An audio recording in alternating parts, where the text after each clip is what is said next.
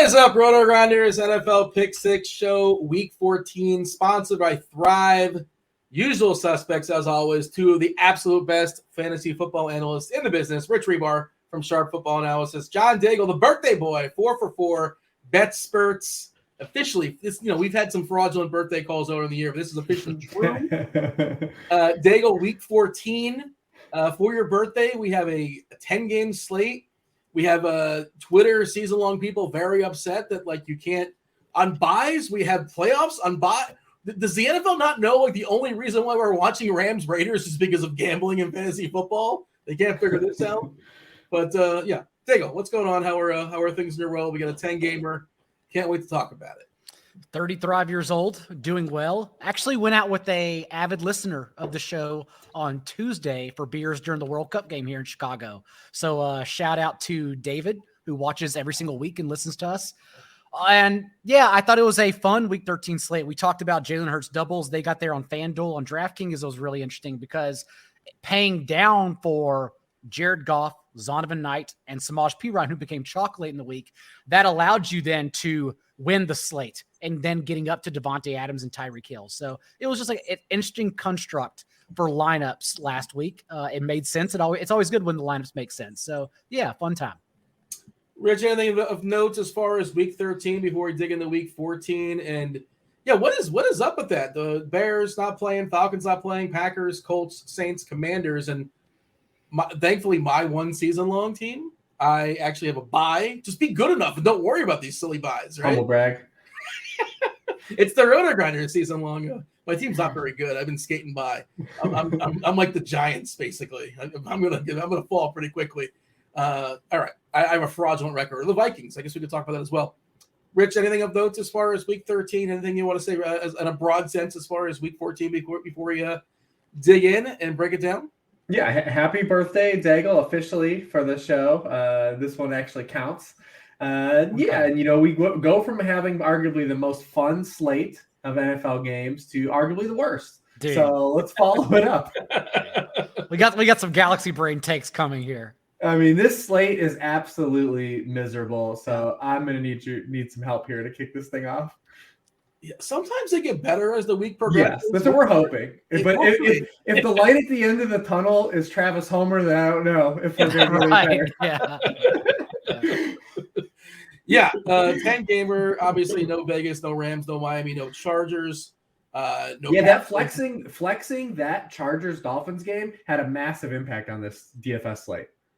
Oh, that was in the main slate? I didn't know that. It was Chiefs-Broncos was the original Sunday night game. And I would have rather just punted that because I could have watched football for 6 hours, followed DFS, and then just not watched the Sunday night game and hung out with my wife and did something constructive. But now they kicked off that game for Tua versus Herbert because that's one you got to watch, I think, on Twitter because it's been the holy war of Herbert versus Tua this year again. Yeah. I've had my fill of Broncos, though. I respect them for sparing America. I get it. I think we're all at our quota as far as watching the Broncos. I mean, Collinsworth deserved it for all the PFF playoffs. Oh, man. So if this is your first time listening, we focus on 3 main games, 3 games, all angles. We talk about it from all sides. Then we kind of run it back, give our favorite plays position by position. And if this is your first time, if this is your 14th time listening to this show, you would know who's coming in, what the very first game on the board is. It's the Pick 6 show. Might as well be the Pick 5 and the Lions. Because the Lions are always featured. It's 52.5 is a total, and that total is like no other as far as the slate. Rich kind of hinted at it as far as the slate being kind of putrid. 52.5 total, Minnesota. Lions, a lot of line movement. They are now 2.5-point favorites. Apparently it opened as them being 2.5-point dogs at home versus Minnesota. No respect for Minnesota. And the next highest total was 47.5, Cleveland, Cincinnati. There's a favorite this week that has a sub 20-point team total. Is that Pittsburgh? Yeah. we only have one total of at least 49 points in the main slate, right? This one? Yeah, you rounded up. The Cleveland Cincinnati is 47.5. That's the second highest. Oh, good grief. That's so low. It's like a touchdown lower. Yeah. That's why Minnesota, Detroit, we talked about Jacksonville and Detroit last week and why that would be a featured game. And I think Minnesota and Detroit, we'll dig in, but you know exactly where everything is coming from on the Minnesota side. It's super, super obvious like where the usage is going to go. But yeah, John, you set the table. Minnesota at Detroit. Detroit 2.5-point favorite versus the Vikings. Dealer's choice. It's your birthday. You want to talk about Minnesota or Detroit first? I want to start with the line side because I have the most confidence in their offense. They are now scoring 31.5 points per game over the last month, and the Vikings on that side of the ball are allowing 29.5 points in that span. This is the Lions' third consecutive game at home, indoors as well.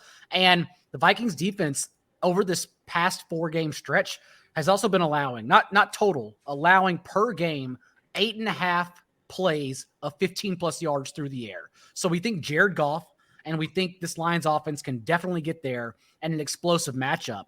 And what makes it fun is that for the first time, I think genuinely all year, we have some unique stacking partners to go along with Amon-Ra St. Brown, because we have now DJ Shark this past game leading the team in routes run, his highest target share since he was initially injured, and also the second highest target share on the team behind Amon-Ra St. Brown. And then, of course, Shark also, for the Vikings at least, one of only 2 defenses allowing 10 yards per target and 100 receiving yards per game from the boundary, where Shark runs a majority of his routes. Not to mention DeAndre Swift. We can get into that in more detail in a bit, but at least we know we've seen that the Vikings are our top 3 defense in allowing yards per attempt and receiving yards per game to opposing running backs. So genuinely, our pick 6 lines for the first time ever have double stacking partners. And double stacks aren't even how Jared Goff got there last week. All you had to do was play Goff, Amon-Ra St. Brown, then get to Devontae Adams. But yeah, I think it's an exciting slate to start here for that reasons with the Lions offense. Amon-Ra looks like he's going to be heavily owned once again. Like his salary never can seem to keep up with what he's pumping out there. 7.8K on DK, 8.6 on FanDuel. Still probably not enough. Just a little 8.6 on FanDuel is a big boy price still. It's around Justin Jefferson on FanDuel. For Amon, because if Amon-Ra doesn't score a touchdown on FanDuel, you're fine, like not being in on it. But DraftKings finally got religion, finally, and like at least he's like up to 8K, like close to 8K. Because Thanksgiving he was 6.6 on DraftKings, then he was 7.1 last week. Yeah, he was underpriced. So he's been on DraftKings all year. It's been like a yearly thing. Now it's transitioned to DraftKings has done that all year. We've talked about it. Daigle's Rainmakers take, and guys like Tyler Lockett took like 2 months to get pricing right now. Like Garrett Wilson is still like can't get the 6K. So we'll talk about Garrett Wilson too, I'm sure, on the show. But they seem to just drag their feet for like a month on guys. Your thoughts? I assume you echo everything that John said as far as Amon-Ra. He's just a stud once again this week. Certainly you can play him, and we'll see where ownership lies end of the week. If you have anything to add there, by all means, go for it. You probably have some stats. And if you want to talk about DJ Chark, is it worth talking about Jameson Williams? He barely played, right? We're assuming that they're going to bring him back really slowly. Yeah, he ran 8 pass routes, 8 snaps, 2 pass routes. So yeah, still just a complete shot in the dark. I'd imagine they try to get him ramped up, but Shark was the guy they had signed to kind of play this role as a transition, and his snaps have just gone up since he's come back from the ankle injury. So he looks pretty safe as like the wide receiver 2 guy. Remember, this is a base 11 personnel team too, especially since the trade of Thomas James Hawkinson. So we can't play any of those tight ends. These vagabonds, these Detroit tight ends, they just like removed a guy for like, don't worry about any of these guys. So now that we're actually getting some stability outside of the sun god, it is nice to have someone else besides him, even though he's still just going to soak up a bunch of targets. And the Vikings are those teams. They sit back, play a lot of zone. Amon-Ra is 3rd in the NFL in yards per out run against zone coverage. Obviously, it makes a lot of sense when you think of the role he plays in the offense to get a bunch of those zone looks. They did play a lot more man last week against Mike White, which we'll talk about, again on the show a little bit later. But I think they'll end up playing a lot of zone here again, like they typically do under Ed Donatel. But yeah, Daigle pretty much covered it with the Lions. I think it's pretty easy. You'll see a lot of people talk about the home road splits with Jared Goff, and maybe we'll get into those in future weeks because they are at home. Again, this week he's got 17 passing touchdowns at home, just 2 on the road. But if you look at the teams the Lions have faced at home, and it makes a lot of sense that he's been really good at home. Like they faced the Commanders at home, the Seahawks at home, the Dolphins at home, last week the Jaguars. There's a reason why he has all those passing touchdowns at home. What about Swift? We finally saw his usage increase. I know snap count's not the end all be all, but It was good to see him 51% snap count last week. Jamal 30%. For some reason, they're still giving Justin Jackson 21%, which is just mind-boggling. But whatever. Are we buying this, Rich? Is Swift taking a step forward? I guess Detroit has an outside chance to make a run at the playoffs, or sort of, somewhat, maybe, not really. It's the NFC, man. Everyone's live in the hunt. The hunt graphic for the NFC is basically like every team but two right now. We'll see if he's practicing a full like he was at the end of last week. It's a pretty good sign. Last week was the first week that he wasn't on the injury report at all, and then obviously correlation to him having his largest run out since week 1. It seems to make a lot of sense. So if he gets through the end of this week, and remember Wednesday. We don't really care about guys like sitting on Wednesdays, but if he's full practicing on Thursday, Friday, then I believe, why not? We can look at him, especially because in this particular matchup, it would make sense that they don't kind of go with like a run heavy approach. It's fine if they get down to the 1 yard line. I mean, just like they do every week. It feels like someone for the Lions gets tackled at the 1 yard line. Joel Williams comes in, punches in his touchdown. But where the Vikings are actually still good defensively is, stopping the run. They're 6th in yards allowed per carry to opposing running backs. So, it would make sense for them to be like a more aggressive pass-heavy coach approach. Use Swift in the passing game too to combat some of the zone coverage. I think it makes a lot of sense if we see him practice in full to close the week. John, what do you have as far as Swift? Anything else you want to talk about as far as the Lions, or feel free to jump over and talk about the Vikings? We talked about Chark, Swift. I think they all offer stacking partners with Jared Goff here, who's yet again an amazing play to save salary. I'm a little torn on this Kirk Cousins spot because he should be elevated by the game script. But at the same time, like we know, the Lions are a top 6 defense in the amount of man coverage they play in snaps because they blitz a lot. And although Justin Jefferson has been one of the best players against man coverage this year, he's actually elevated his game, 3.3 yards per route run against man coverage the past 5 weeks, with T.J. Hawkinson on the field soaking up those intermediate targets on behalf of the Vikings. But Cousins against man coverage this year, he's thrown the 6th most pass attempts against that particular defense, and he's averaging the 7th worst EPA, completing just 50% of his passes for 6.5 yards per attempt, and the same touchdown rate as Russell Wilson. So I'm a little bit I understand Cousins popping in the models. I understand it looks like a good spot for the Vikings offense, but I'm almost torn and thinking that it may be a better spot for Dalvin Cook here. And I wish the targets were amounting to more receiving points, especially as T.J. Hawkinson now is out targeting Dalvin Cook since he joined the team. But at least we can lean and say, okay, well, Lions still allowing the 3rd highest rate of explosive rushes, and also Cook has handled 80% of the team's backfield touches in 6 of his last 7 games. So I'm trying to flip the script here, even though Justin Jefferson is yet again an amazing play. And maybe I play Dalvin Cook instead as a unique pivot in this game. Rich, you start with Cook or you start with Jefferson on the Minnesota side? Well, it depends how you believe the game's going to go. I mean, if you believe the Lions are worthy favorites here, like I do, because when you look at what the Minnesota, what they're doing defensively over the past month is is a good reason to kind of factor in here. Then you would kind of lean towards it, be more of an aggressive passing script, right? Lions also have been pretty good against the run since their bye. We've seen a lot of teams not get there, right? They were like the front half of the year. It's like, man, just play everyone against the Lions. It's interesting too, is the Texans actually the last month have been pretty good against the run too. And you were starting to see some of these things kind of shift as the season moves along, and you don't look at some of these season long stats as much. They moved up to 14th since they're buying yards per carry allowed to running backs. They've allowed a first down or touchdown on 22.8% of backfield carries. It's up to the 16th from 31st. They've allowed just 1 rushing touchdown since week 8 too, and it was to Matt Breida. So they have been a little bit better against the run too. So the Lions not just only offensively are doing well, they've at least gotten from the bottom of the league to being respectable defenses, and that's a huge shift from where they were the front half of the year. You mentioned Thomas James, TJ? Thomas James, Hawkinson, the revenge game, which was hot last week. The revenge game narrative had a week last week.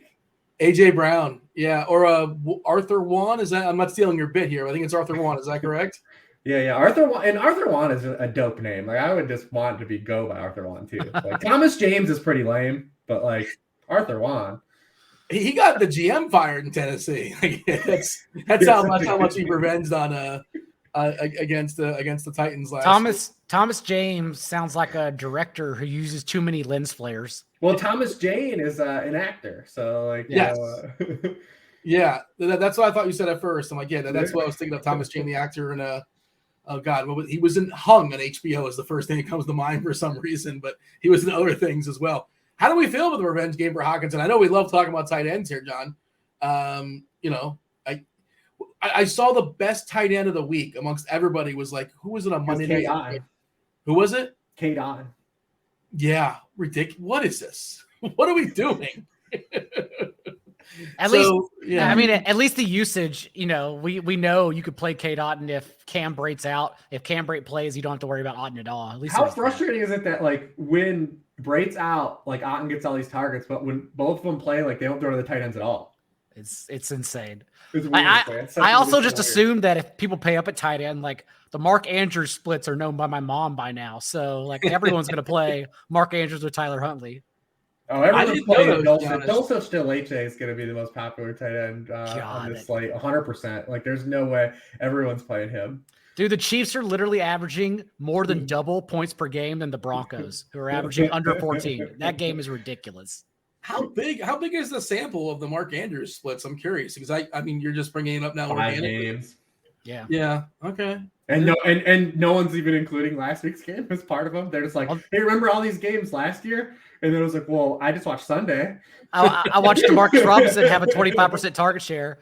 Also, no one sees apparently that the Ravens have a 17-point team total. That's what I worry. Yeah, absolutely. But then Thomas James is basically new Zach Ertz, right? With the Vikings, like the targets have been there, but 7.5 yards per catch, 5.6 yards per target. Just the volumes there. He's just like replaced what we were getting from Zach Ertz, and Zach Ertz we lost him for the season. So like we just took Hockenson and said like you be new Zach Ertz. We got anything else here as far as Minnesota, Detroit, Rich? Any other stats you have on layaway or ready to move on? I don't have any stats. No, this is the game. This game's gonna have all the ownership. If this game somehow doesn't get there, I don't know what the hell you're really stacking in the 4 p.m.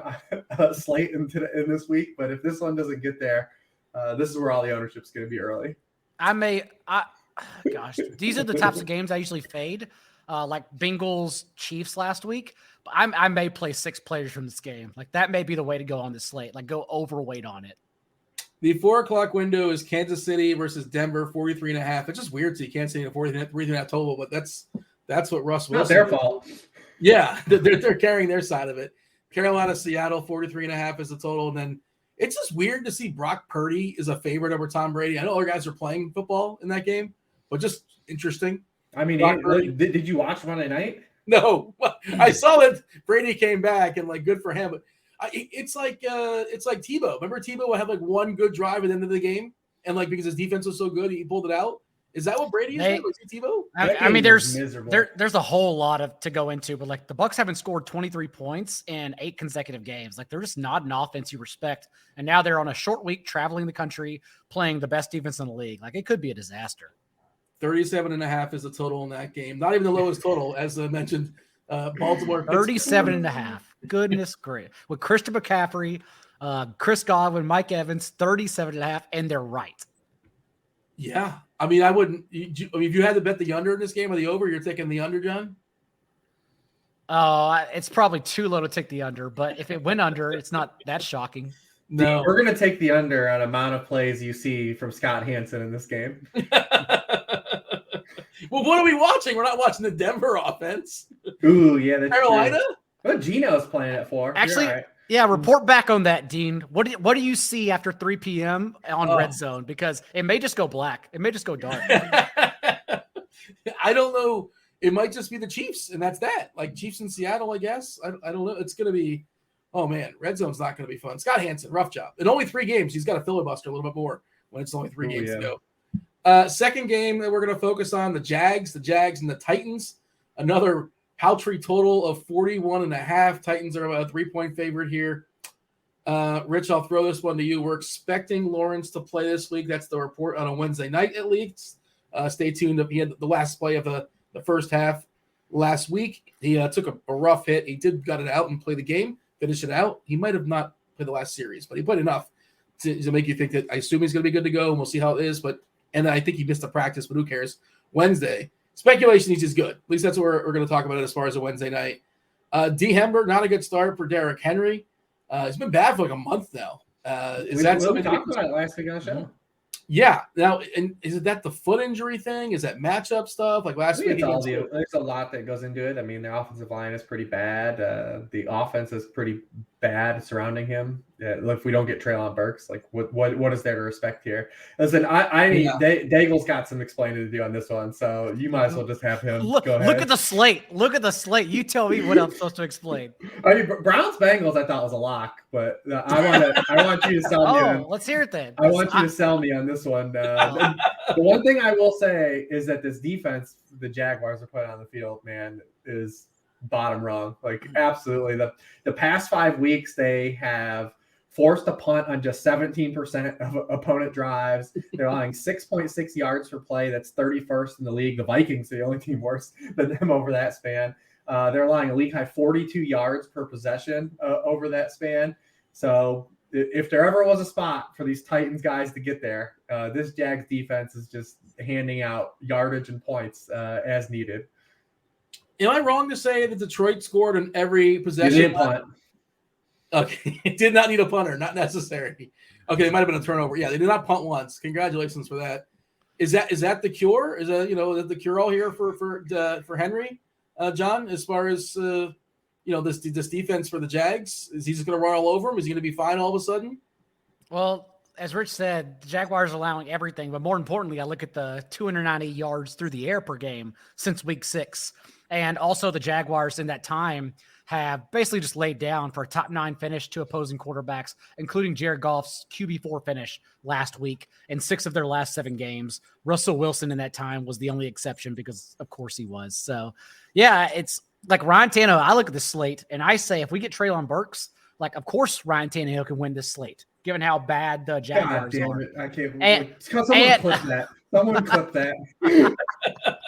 That's the theme of the slate. And we know the Titans defense, like we talked about with Jalen Hurts last week, where they're getting scorched is to wide receivers. So like, why can't you run back Zay Jones, right? Like everyone wanted to play him last week. He had 3 drops in the first half, but in 2 games before that, he had a 31.5% target share. And now these Titans are allowing the most yards per target to opposing boundary receivers. So it's like, why can't this game get here? Like I see value in this game. Unfortunately, like if we don't get Treylon Burks, then we know that Robert Woods leads the team with a 22% target share with Burks off the field, but he also doesn't have a single top 25 finish this year. Like Robert Woods doesn't offer the points anyway. So I don't know. I think Chig Okonkwo is going to be high rostered at 2,700 on DraftKings. Jaguars also allowing a league high 9.3 yards per target to opposing tight ends. There's some value in this game. That's why I like this game. Yeah, I meant to ask, and I guess it kind of answered the question. Neither one of you guys even brought it up unless I missed it. Minnesota, like I was gonna say, what's the upside for Adam Thielen? And I can ask the same, like, what's the upside? You answer. What's the upside for Robert Woods? Like, there is none, right? Like, these guys just like, what year is it? Okay, maybe 5 years ago on these guys, but no longer. Like, it's over. I don't know who CJ Board is. Looking at the receivers for Tennessee, should I know who CJ Board is? Is that my guy? I mean, like again, Robert Woods doesn't have a ceiling, and at the same time, it's so volatile. But like, Nick Westbrook-Akeen at least has a top 5 finish in the last month among wide receivers, but also he has 3 finishes outside the top 65. So maybe you don't worry about him either. Okay. No one wants to talk about this game but me. Yeah. I mean, listen, if we've got a potentially injured Trevor Lawrence, a road dog that has a sub 20-point team total, facing a team that if they go up by even 3 points is just gonna hand the ball for 2 yards of carry and not give a hell. Like, hell yeah. What's not to like is what I'm hearing. Right? So sub 20-point team total in this slate is money. That's the ceiling game. John, you want to sell us on some Jags? I mentioned Zay Jones. Everyone wanted to play him in cash games as chalk last week, and we talked about it, how we planted Chris Kirk over Zay Jones, given how poor the lines have been against slot receivers recently, and Kirk, again, scorched them from the slot. Whereas, as we mentioned, Titans, where they're getting scorched is the boundary, and Kirk can still get there easily. But, Yeah, I actually think Zay Jones, given how bad this Titans pass defense has been, is not a bad bounce back spot here. On a slate, we need value. Yeah, I mean, I feel like there's some stuff's going to open up. I hope so. That some stuff's going to open up as the week progresses. You better hope so, because Elijah Moore's 3,500 on DraftKings, and he's going to get stuffed if it doesn't open up.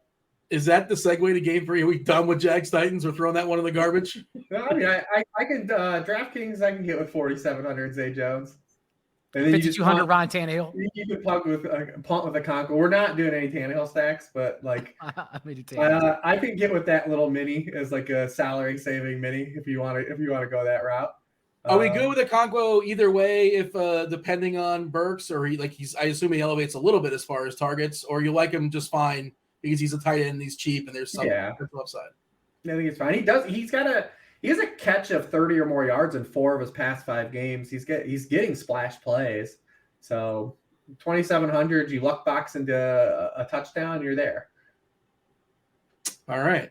Do we like Tannehill or Lawrence at all? If Lawrence was healthy and like the Jags weren't basically knocked out, because they have a 2% chance to make the playoffs now. Like them bricking last week's game basically buried them. They would have controlled their own fate if they won, because they played the Titans twice still. Kind of this week, but picking up that injury, kind of like, being now with like all but out of the playoff race, like there's some hesitation with some of their guys, getting banged up, and they've already shown they'll be cautious with some guys, but although they let Lawrence come back in the game last week down while they were getting flooded.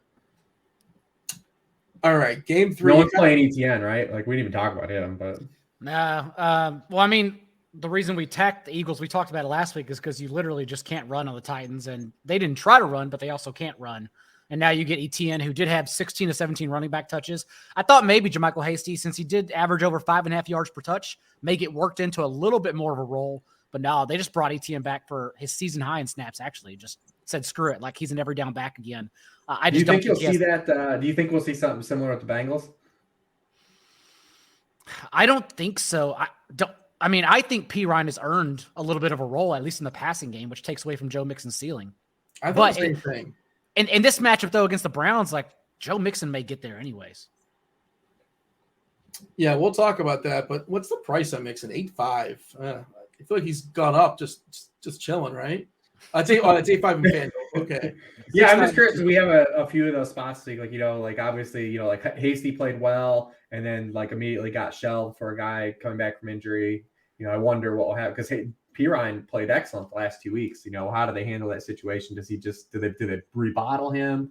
One of those things that could really be beneficial to how you play the slate. And I mean, Joe Burrow has 20 carries the past 2 weeks. Like, what happens there if we get Mixon back? Yeah, and it wasn't an injury. It's like whatever, concussion. It's either it's not like he's dealing with a leg that's kind of hampered, and they have to baby it to some degree. Either you're concussed or you're not. I guess that's how it works.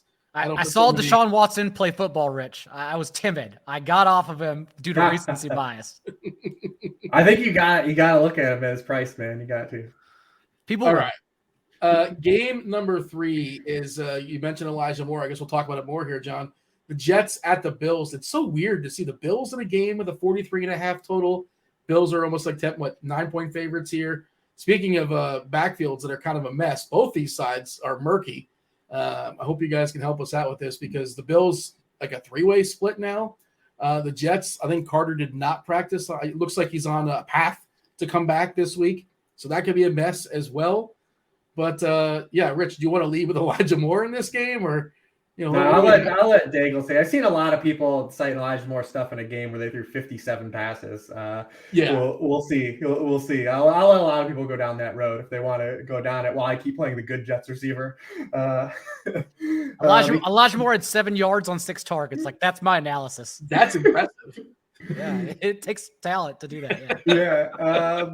But listen, DraftKings still way too cheap on Garrett Wilson. I mean, we've seen both sides with both Garrett Wilson and Christian Watson, right? Like, those dudes are chalk, and I kept getting there, right? It's the same story. And Garrett Wilson with Zach Wilson already had an 8 for 92 game against these Bills a couple weeks ago.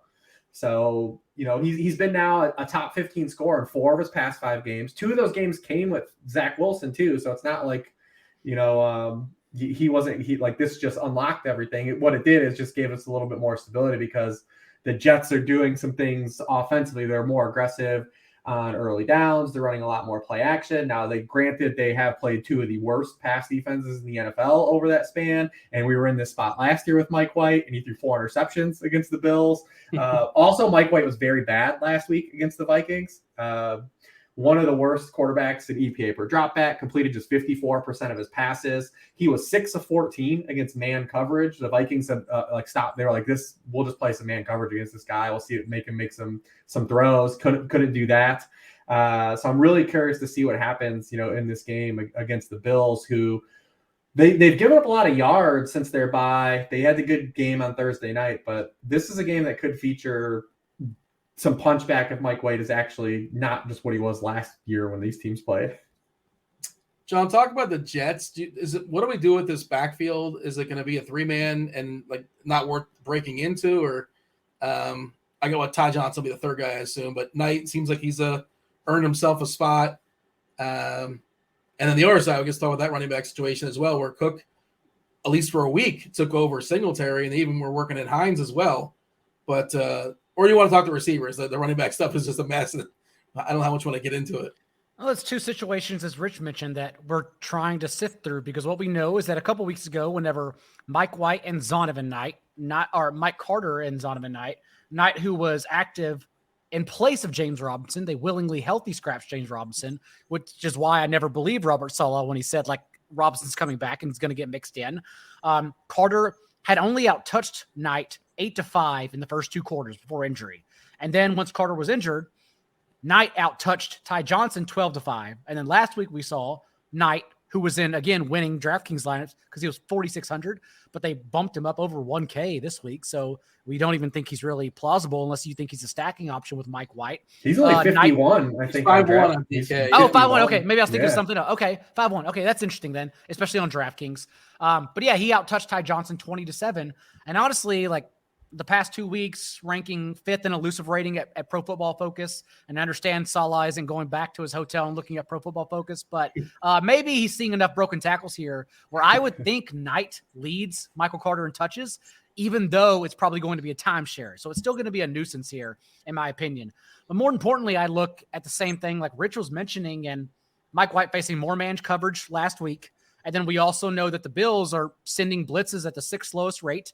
And the Bills are actually leading the league now in pass rushes of 4 pass rushes or less. And against those defenses, Mike White, it's a small sample, only 60 attempts, but he's 40th in completion rate and 31st in yards per attempt against 4 pass rushers or less. So it could be a little bit of a disaster here, even though we do have confidence in Garrett Wilson. Elijah Moore is more of a salary play because, again, we don't have volume right now. We expect it to open up, but even Nick Westbrook-Akeen, for instance, is 4K on DraftKings. Elijah Moore is 3,500. Everyone only talks about Elijah Moore, even though he hasn't done anything all year. He's going to naturally get played most likely as a salary saver, which again is not worth playing him, but he's the one who's going to file in. So that's all it is. I'd rather play Corey Davis, honestly. Seeing Corey Davis bump up for 8 targets last week, the second most routes on the team behind Garrett Wilson. So that's kind of where I'm at right now. But I don't plays think in 2 wide receiver sets. That too. That's true as well. Anything to add there, Rich? No, I mean, that's pretty much it. I mean, Zonovan, I still think's in play at 5,100 on this particular slate. I think it's easier to kind of, when you look at these running backs and where we're going to have to find guys, him being kind of priced in that area is palatable, depending on what you're building, just because you are getting that passing game usage with him too. So he's probably the one guy. And obviously Garrett Wilson is just too cheap still. Yeah. Do you want to sort through the Buffalo rushing options? Is it worth digging into? I'm just not going to play these guys. I know that James Cook's already probably popping in a lot of the early optimal stuff. But it's really tough to get a grasp on. And plus, I mean, Josh Allen has accounted for 86% of the Buffalo touchdowns through the air are rushing. So we're fighting for a small touchdown equity regardless. And basically it's touchdown or bust with all these Buffalo running backs anyways. Good defense too that they're facing. It's hard. Remember, Nyheim Hines also played 23 snaps last week too. He had played just 24 snaps with the Bills prior since the trade. They were running a little more pony personnel in that game, and it wasn't just because they played on Thursday because they had a full week because they played on Thanksgiving the week prior too. So it's kind of messy. I'm probably not going to chase it from a DFS stance. If you're in a season-long league and you want to throw James Cook in your flex on a week like this, like, sure, man. But I don't know. I doubt he's really going to make my DFS player pool. What do you have here, John, as far as you feel the same way? It's like it's just dart throws and nothing looks great as far as that backfield for Buffalo? No, I think that's still too thin, especially because we had the rug pulled out of us just a couple weeks ago. Like James Cook ate into Devin Singletary's timeshare with 11 touches. And then the following week, he went back to just 4 touches. So I don't think that will happen this time, but you can't say it's not in the range of possibilities given that it literally just happened 2-3 weeks ago. So no, I don't think this backfield is where I'm looking at in this game. Are they trying to figure out like what they want to do for the playoffs? Like, they're basically going to be a playoff team. And obviously Cook was a, pretty, was it second rounder or a third rounder? It was pretty high as far as the pedigree, right? Yeah, second. Yeah, which second round running back. Theoretically, he's supposed to replace Singletary at some point. Are they just trying to like bring him along slowly? I mean, what's the plan here? Cook has been good. Like he's averaging 10 yards per catch on 24 targets. So it's still double-digit targets. It's a median sample. And then in the 3 games, he's handled 10-plus carries. He's averaging 5.7 yards per carry. So he has been like really explosive. It's just, in my opinion, it's not enough of a timeshare in his favor to like trust thus yet. Yeah, I think when you look at the Bills where they are, is that you've seen now from Thanksgiving on is they're trying a couple of different things because they're just not getting a lot of production from the non-Stephon Diggs guys in this offense. So I think they're trying to kind of figure out kind of what works with this offense. I mean, like I said, they ran the most 2-back sets that they've run in a game this season last Thursday. So I just think they're trying to figure out where they can get help outside of just having Stephon Diggs carry this offense because no one's really stepped up for the whole course of the season for this offense outside of Diggs. We do have the massive splits that Rich has talked about, I think on Thanksgiving, past Buffalo slates where these guys come into play. And, the first time in the first matchup, the Jets played the Bills, they ran majority man coverage against them. And like we have these massive splits with Stephon Diggs, 2.8 yards per route run against man coverage, 4 touchdowns as well. But more importantly, like Gabriel Davis is the one that suffers immensely against, and he plays much better in zone coverage, 1.7 yards per route run compared to under 1 against man coverage. So it seems like another game where you'd be interested in Stephon Diggs, even though, everyone will probably note the Sauce Gardner matchups. Yeah, when these teams played in Week 9, Stephon Diggs played his season high amount of snaps in the slot, 44% of his snaps from the slot. It didn't lead to like a huge amount of targets in the slot, but that just shows from a rational coaching stance, like they were cognizant of, hey, the Bills don't really move these cornerbacks around a lot. We're going to try to put our best player in the most optimal spot to have success. And that's what we always love to see with, our coaches and their star wide receivers. You don't have to spend up for one of these two, but if you're going to spend up for Mahomes at Denver or you got Josh Allen at home versus the Jets. Neither seem like the best possible matchup here, Rich, but which would be your preferred starting point if you had to pick one of those two?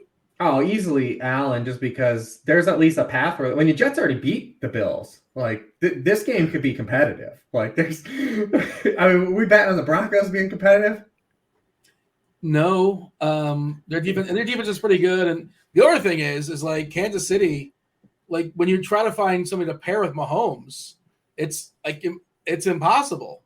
There's like 19 guys that receive the ball. Like I suppose, Kelsey gets there sometimes, but if Kelsey doesn't get there, it's like nobody gets there. Everybody gets a little bit and just a little piece of pie, just enough to keep them going for next week. But I don't know. Same question, Rich.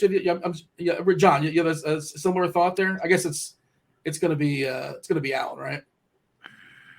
It might be Mahomes, honestly, strictly. But I'm strictly playing the tournament game, thinking that like this is one of the few times we can get Mahomes at 2-3% with Kelsey. I don't even need to play receiver in a slate where if people pay up for tight end, they're going to run the Andrews splits with Huntley and play Andrews instead of Kelsey. And then, as you mentioned, they're going to play Allen over Mahomes. So I may just try to sneak Mahomes Kelsey stacks in, honestly, not even have a run back. I think, is it Hurts that's going to be played amongst all those guys? I think he is, right? Yeah, I think Hurts will be the most popular pay-up quarterback for sure on main slate. Recency bias, better matchup there. Also, the Jalen Hurts has been a top 6 scorer in 10 of 12 games this year. Like he's just legit. He's like just legitimately good. And as we know, Arthur Wan's splits against man coverage with Wink Martindale leaving all his guys on an island is going to lead to another blow up spot here. Yeah, another good week I think for the Hurts stacks coming up on deck. Anything of note as far as Buffalo and the Jets, Rich, or shall we move on and give our favorite plays position by position? No, I think that's it. The other guys, they're all just dudes. Yeah. John, same deal? Just Jags. Ryan Tannehill, the last man standing. Yeah. All right. We're going to give our favorite plays position by position amongst the players that are on, in games that we've not yet talked about. Before we do that, we do want to mention Thrive. You don't want to mess with a 10-game slate on Thrive. You don't want to mess with any of that nonsense. Just pick some of your favorite props, and you don't have to talk about, Russ Wilson or some terrible offenses. If you're not aware of Thrive, the fantasy prop action this season, it's at Thrive Fantasy. Easy to play. No salary cap style contests revolve around over-under style player props.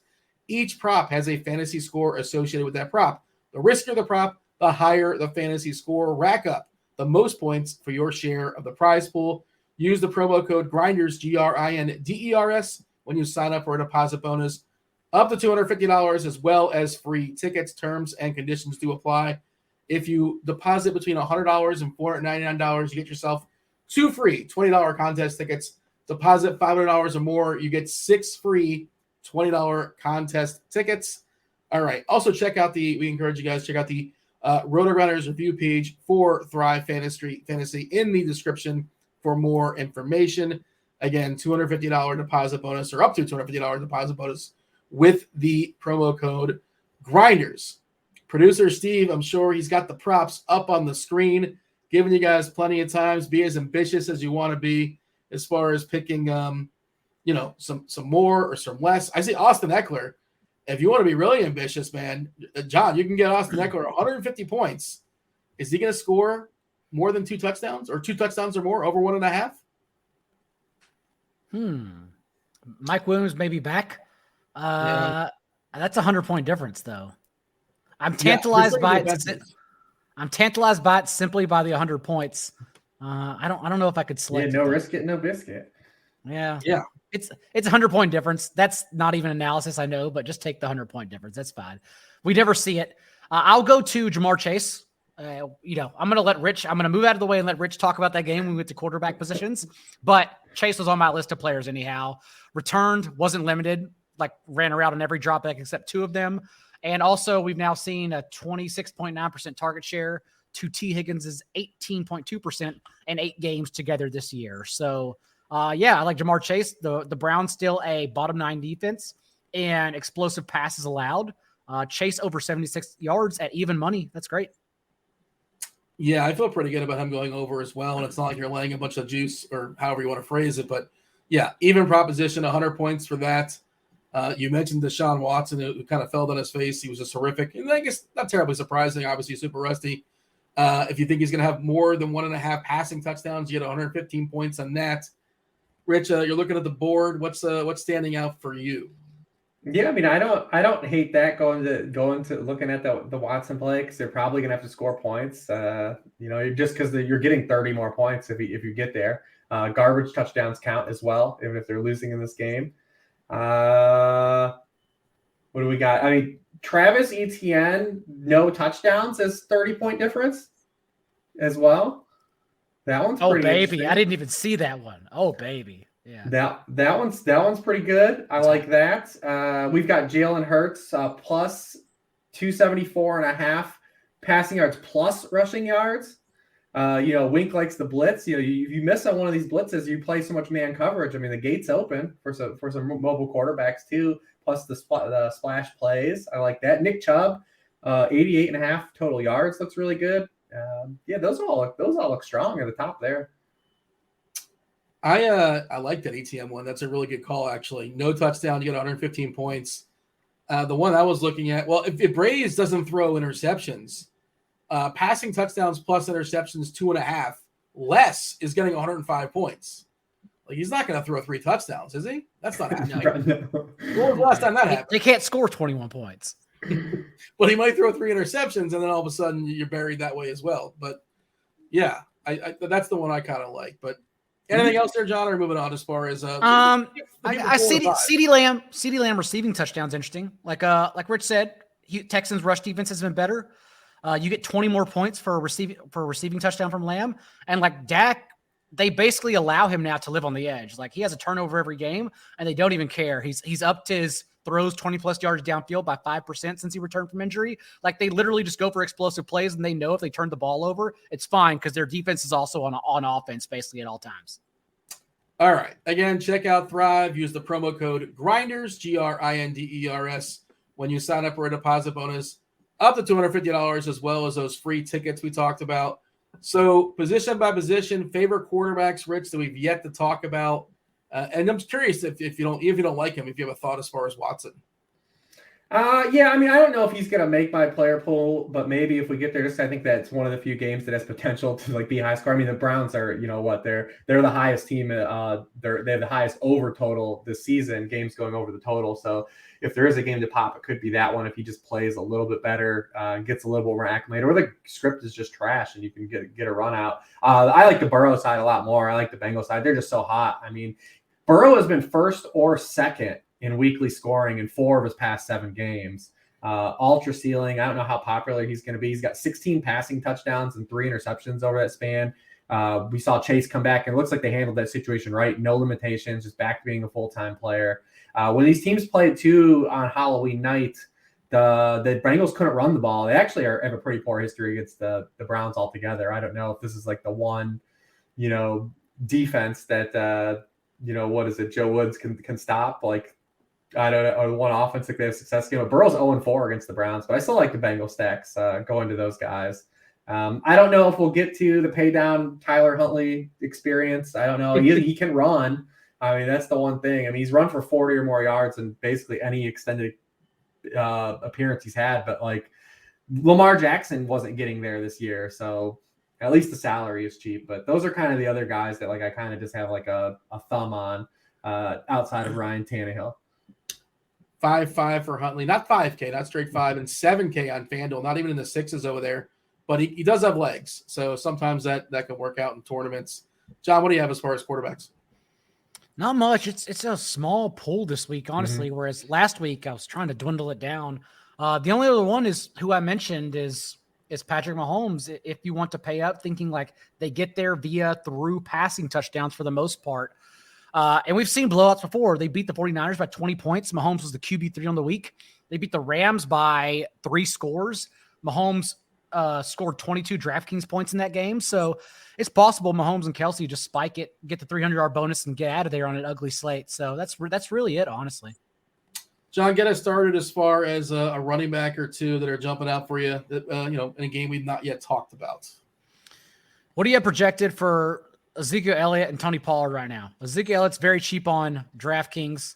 Again, Rich already mentioned Texas defense has been improved, but honestly, like the way game script goes here, we know Cowboys defense, even being the highest priced on both sites, is going to be rostered.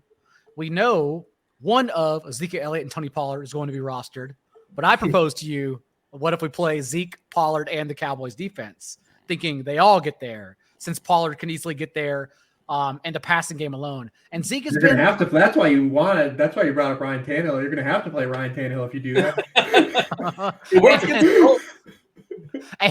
and Zeke has been awesome the past 2 games too. Zeke averaging over 5 yards per carry the past 2 weeks with 16 and 17 carries in those 2 games. So yeah, that's kind of what I'm proposing. What's interesting, we do have a higher projection for Pollard over Zeke. Similar. Yep.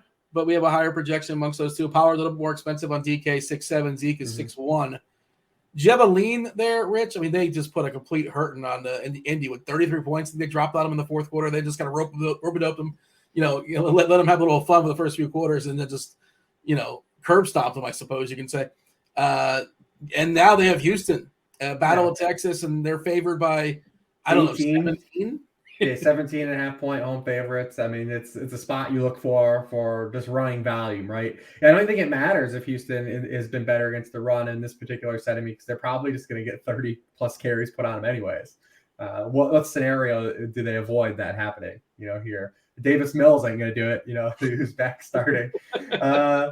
Zeke actually has been a top 15 scorer in 5 straight games he's played. It's all touchdown. Like I said, he's basically as Jamal Williams, like Texas Jamal Williams, but he's been good, and the running game's good. And they probably won't get Tyron Smith back this week, but they did activate his 21-day window, so they're going to get help across the offensive line here too. We know people just inherently like Tony Pollard more, though, right? Like he's been. Oh yeah. He's the sex cannon, man.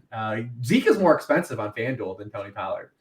I didn't see that. Okay, because Zeke's, significantly cheaper on DraftKings. Yeah, he's 61, kind of in like that where David Montgomery's been priced, which I think is fair on a slate like this. Like that, I think 61 is playable on this slate. We wish he was catching some passes. That's like the one turnoff. Neither of these guys really are catching any passes. We had the one Vikings game where Pollard had the monster game receiving, but Cowboys running backs have not caught passes all year, really. It's also just a story of the slate in that we're not scared of the more expensive running backs. Like Saquon Barkley's averaging 3.6 yards per touch over the last 5 games. Derrick Henry, 2.6 yards per carry over the last month. Christian McCaffrey did get hammered 10 targets, 25 touches last week. But again, that's a 37-point total with a 7th-round rookie at quarterback. Like, it's just, okay, well, I'm not paying up anyways. Why don't I pay for Pollard and Zeke? Because that's the route no one's going to go. They're going to lean on CMC hard. I don't know how hard, right? They're thinking playoffs as well, but in theory, you think they would want to use him, but then the matchup against Tampa is not spectacular either. I don't know. I'm curious. You're playing him all for receiving. He's not doing it. He hasn't run the last month. He hasn't had more than 40 rushing yards in a game. Like, you're playing him because all the receiving equity he has when everyone thought he wasn't going to get thrown any passes going to Kyle Shanahan, because Kyle Shanahan's never thrown to a running back before. Okay, so is that going to continue, or is he going to catch some passes? Yeah, of course it is, especially for Brock Purdy. Brock Purdy had the lowest ADOT in the NFL last week when he came in. Did anyone watch You're not a believer? Did you watch a lot of Brock Purdy at Iowa State? Oh no. Preseason as well. I did not watch him on the Cyclones. I could not line up. If you played preseason DFS, you were aware of Brock Purdy. You saw. Yeah, the arm strength isn't there. It's all anticipatory throws here. I mean, if I heard his nickname, it's not the arm that people are talking about. I guess hit the Google up if you guys are not aware of that one. I feel like it's the rhyme scheme is where the nickname. I have no idea. I'm not privy to the locker room. But all right. Anybody else as far as running backs that we should mention here? I mean, I think that this slate, the way that this slate, and I think rostership's going to go, you have to look at Miles Sanders, I think, where he's priced on both sides. Because one, he's leveraged off of what will surely be popular run backs of the Eagle stacks.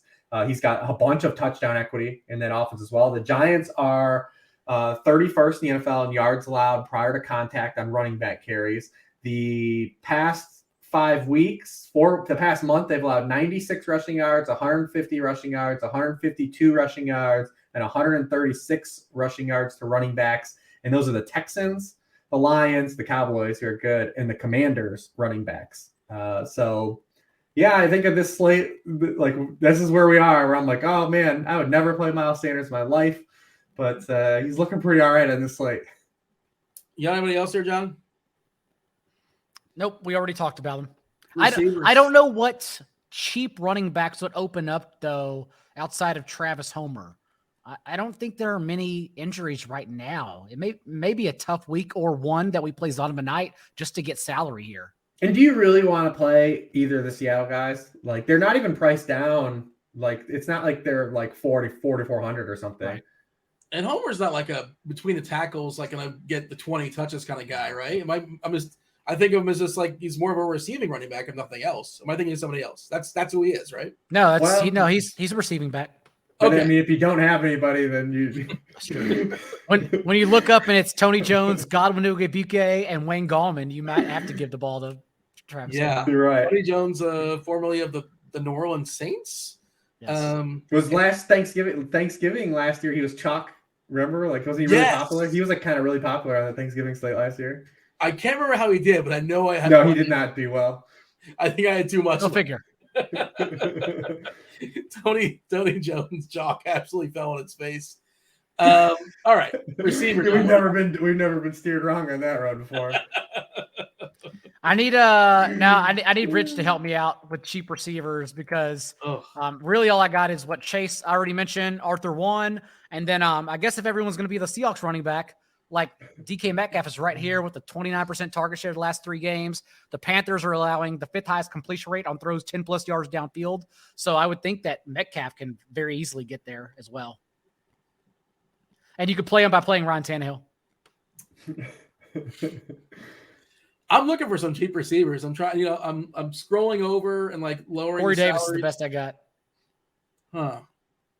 Michael Gallup is 4.6. Nico Collins, you guys mentioned Nico Collins. He's 4.4. Is on the comeback. Throw those targets at the wall, man.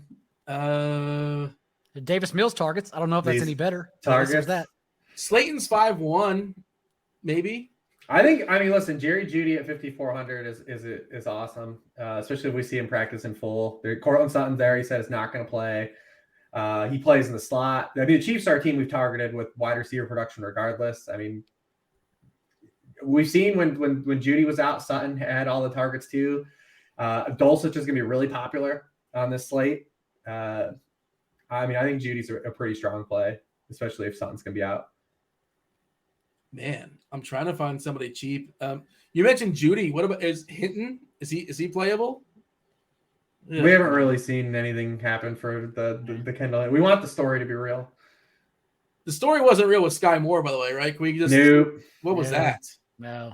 Yeah. Justin Watson, Sky Moore, maybe Tony's back. Doesn't matter. It's all a big mess.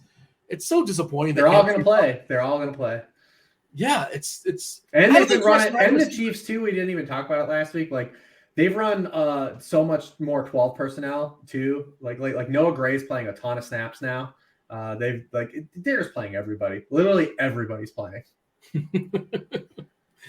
All right, that's it. That's it with the slate. You want to give like Chris Godwin is a really good play, I think. If you are playing, I was trying to skip tight ends. I guess we got to talk about tight ends. Do we? We can acknowledge the existence that they are a position that we brought up on Okonkwo, Thomas James, Dulcich DeLeche, Mark Andrews splits. We got it. I think we covered all the ground there. Yeah, Austin Hooper actually ran more routes than Okonkwo. Like if you want your touchdowns with Ryan Tannehill, and I could not believe, Dean. I could not believe when I looked up. I was like, "Oh, it's another Daniel Bellinger week." If there ever was a first one, and DraftKings priced him at 3,400. How do they get there? What? I don't understand that. How do they make Garrett Wilson under 6K every week, and he's 3,300? That's not even cheap enough for a cheap tight end. Like, let me have Bellinger at 2,600. What are we doing? Dulcich is going to be. I mean, I guess without Sutton, he's got great hair. He's got a good mustache. He had that one touchdown where like nobody's even close to him. He looks like Indigo Montoya. He's incredible, just great flowing mane. But people are going to bring up last week, and because he had the 5th highest target share tight ends had in a game. Jeudy only played 20 snaps. Plus, we also seen Dulcich fail when Jeudy was out the previous 3 games. It was just Sutton. So there's definitely a path. I think he's a solid play, but there's definitely a path for him failing if he is like the chalk punt down to pay down. It's just the rule every week. Like, just don't play the chalk. Don't play the cash game tight end. Right. That's basically it. So when you come back on Saturday night, see where we're looking at projected ownership, and you go the other direction. I used that rule when TJ Hawkinson had like 400 yards, a couple like. The Seahawks game. That was a bad rule. Well, to be fair, no one was alive for the Lions. He was last man standing. All right. Oh, we're going to bring in producer Steve. We're going to talk some movies. That's it for the slate. Unless you want to give like your favorite stack, Rich. What's your favorite stack on a Wednesday night? I think probably Burrow stacks, but we'll circle back to projected ownership. But I would say I'm going to play some Bengals if no one else is. John? It's so bad. I really do like Jared Goff and Ryan Tannehill. I'm not even kidding. Goff's a good play. I'll give you that one. Okay, give me the second one. Those two are my favorite in this slate, honestly. All right. I hope Tannehill wins you a bunch of money, though. I am cheering for that. You know what? As much as we complain, we're all playing with the same player pool. So like nobody has like these secret hidden pieces that we're not aware of. But again, have you seen this player pool this week? I want you guys to win money still. Yeah. I want you guys to win. I want to win the movie contest since we Everyone's stacking wins except for Rich and I. What the hell's going on? I Yeah, thought last week was my week, and then George Pickens had one catch. I think I had Burks as my receiver, and like it's one of those like he scored a touchdown when the same play he got concussed. But like at least he got a touchdown. But yeah, that was kind of a bummer. Well, I had Garoppolo, so yeah. What's By that? the way, I had Garoppolo, so that's even worse. There was a comment last week that he asked like, where's the fantasy talk? These guys are talking movies. But like last week, the cutoff, we did an hour and 10 on fantasy and the slate on a Wednesday. Like what was it on YouTube?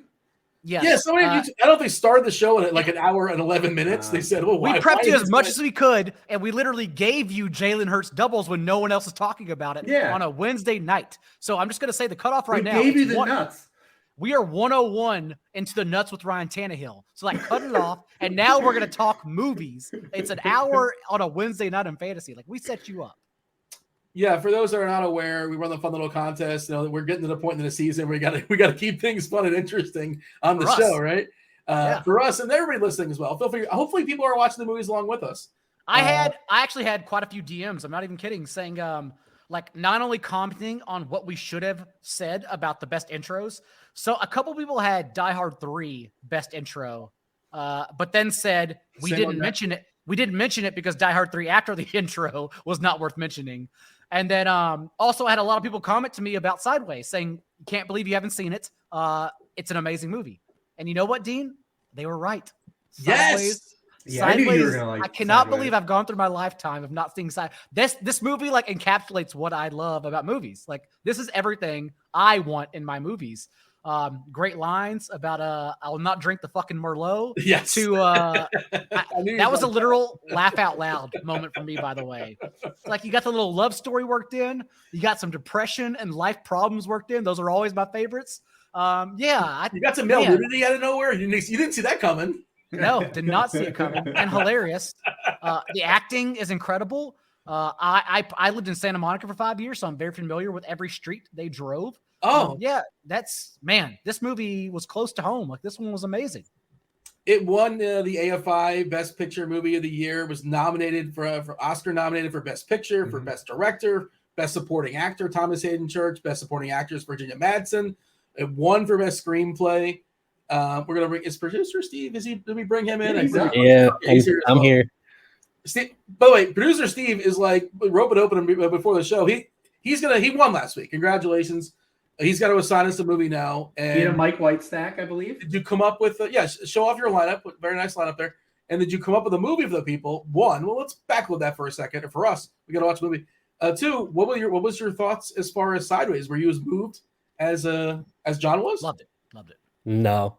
Oh! I didn't. I liked it. I did like it, but it's not something like I'm gonna watch again. Yeah, man. Maybe different stages of life. As I turn 30 thrive right now, I just thought, gosh, it spoke to me so much. I just loved it. The metaphor that one of the wines was like Paul Giamatti, the other wine was like Thomas Hayden Church. It was beautiful. It was perfect. I thought, and it's just about life, right? Like get rid of the wine, replace it with cacao beans, replace it with guns. Like it's just like wine is just a hobby. And now I can speak a little more intelligently about wine just because of that movie. But like, honestly, like the wine is just like something, it's just something that's present, but it's not actually the real protagonist here. It's really just about the characters and their stories in life. Yeah. I'm not even a wine drinker and I like it. I'm not sophisticated enough to drink wine. Rich, what about you? What was your take as far as Sideways?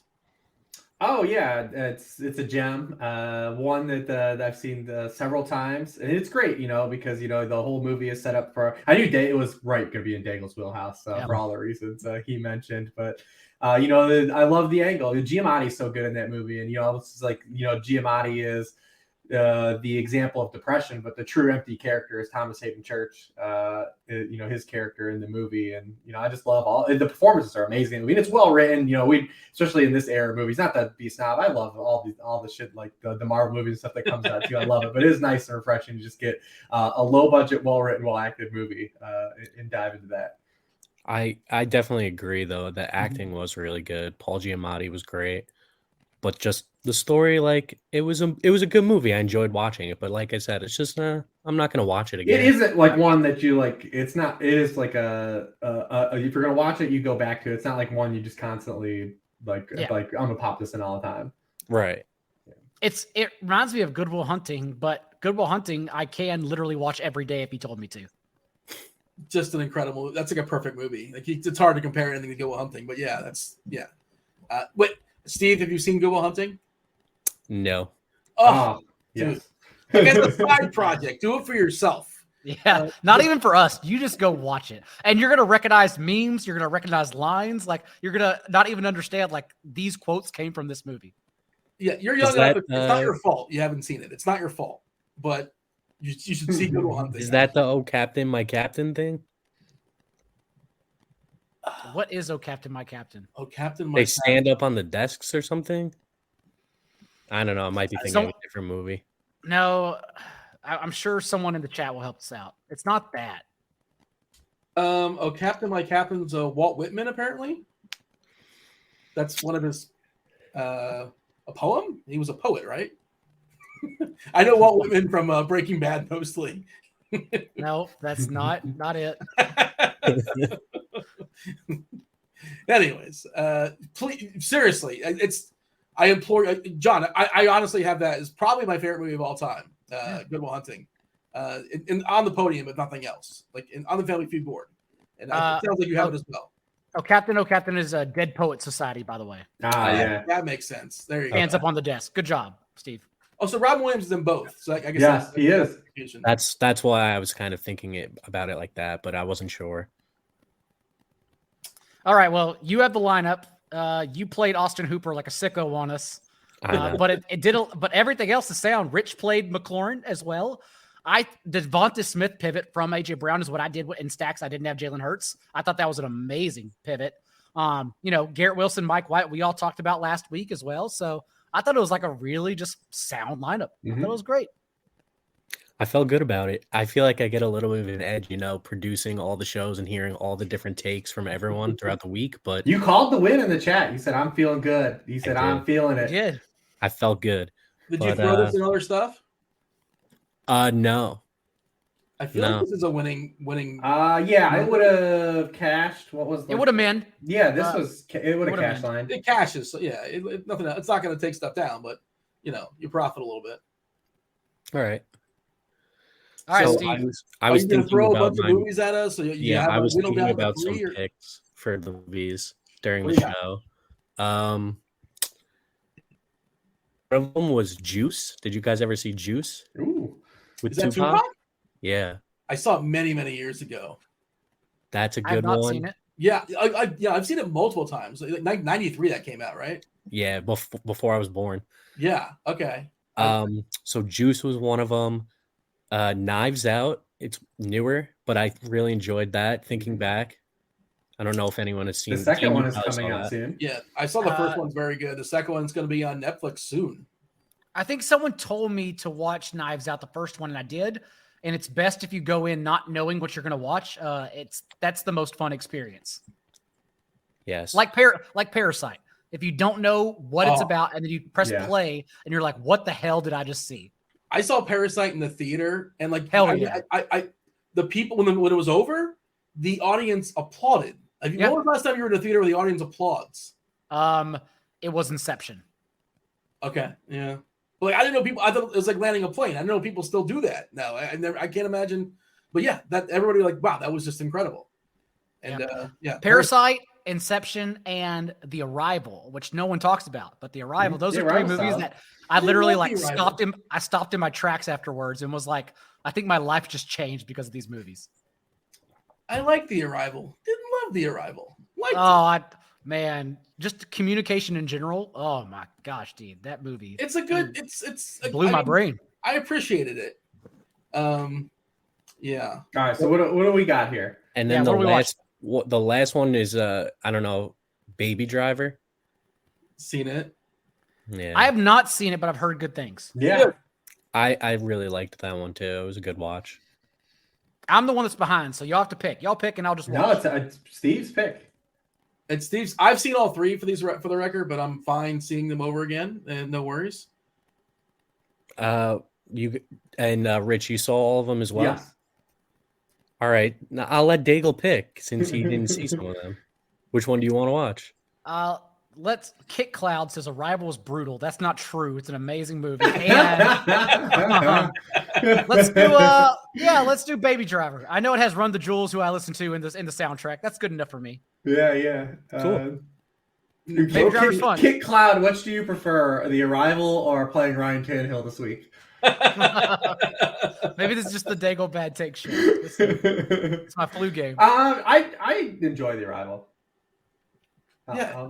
But also you don't love it. I love it. Yeah, it's like I feel like how Steve felt about Sideways. Like I don't know if I need to see it again. That's fair. Moki said, "There's something about Mary." There was applause. So there you go. I guess. Steve, you definitely haven't seen Something About Mary, right? I think I have actually. Oh, okay. I thought I had your wheelhouse picked out correctly. That feels like his wheelhouse. He hasn't seen Parasite.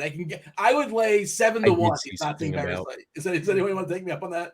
We're gonna have to watch that if I ever win this damn thing. What's that? Which one? Parasite. Oh, yeah, Parasite. Just for everyone else, just for the chat, since they're following along with us. Dean's right. I didn't see it, but I did see something about Mary. Yeah. All right. Baby Driver. That's the movie of the week. We can do this. I got this. All right. Who's going to call our shot for next week? Is it going to be John? Is it going to be Rich? Who's taking it? I think Rich. I mean, listen, if Daigle is not playing a Ryan Tannehill stack of this thing, then man. I'm calling him out. Hold on. Let me see if I have Treylon Burks. Let me see if I can. Stack last week. We're not playing Ryan Tannehill if you talked about him for 60 minutes. And Kenny Pickett only came 6 points away because of George Pickett. It wasn't even Kenny Pickett's fault. I'm pulling your card. That is the NFL Pick Six show. Producer Steve, John, and Rich. John, tell the people where they can find you, all the socials. Where can they get the goods? You can find me crying when Ryan Tannehill doesn't go for over 300 yards. And then you can also find me at NotJDaigle on Twitter, as well as 4for4.com. I'm still writing the waiver column. I got 4 more weeks of it. 15, 16, 17, 8. Yeah, 4 more weeks of it. It's still piling out there. So we're still in these redraft streets. There's a waiver column for week 18? There is. And as someone who has written it the last 4 years, let me tell you, it is the least fun thing I do all year long. Fair enough. Rich, tell the people the socials, all the good stuff. Yep. Sharp Football Analysis. We've kind of shifted to where like there's weekly packages. You can use Starter 50 to take 50% off the first week if you just want to sign up for a week, get in and out. This was my last week of buy, so I've got the powerhouse of full NFL slates through the holidays ahead of me. For producer Steve, the NFL Pick Six show, for RotoGrinders, for John, for Rich, for Walt Whitman. We appreciate y'all watching the show. And for Dave, getting drinks with Daigle. Say it again? For David, for our good friend David, who listens to every show. Yeah, shout out David. For getting drinks with me, even though he's Irish, we only ever drink Guinness together. But to be fair, like a good Guinness draft is amazing. I like a good Guinness. That's cliche though. I would just like, I feel like that's cliche to assume he drinks Guinness, but I guess that the stereotype is true. Well, he also judges all of them vehemently. Like he's not happy with a lot of them. Well, aren't they all kind? Well, like I've no, because they have to be poured like properly, like literally a certain inch, like 1.2 inches of the nitro tap at top. Well, a proper Guinness pour takes like 5 minutes, doesn't it? Supposedly, I feel it actually does. Yes, every time. Yeah, I feel like it's a whole thing. I know I've had this tutorial once or twice before. I like Bailey's. How about that? Shout out Bailey's. All right, that's John. That's Rich. No, that's Steve. I was Dean. Is that offensive? I don't know. It's just like cream liqueur, isn't it? Anyways, we're trying to get the hell out of here. Shout out to Dean. Holler. All right.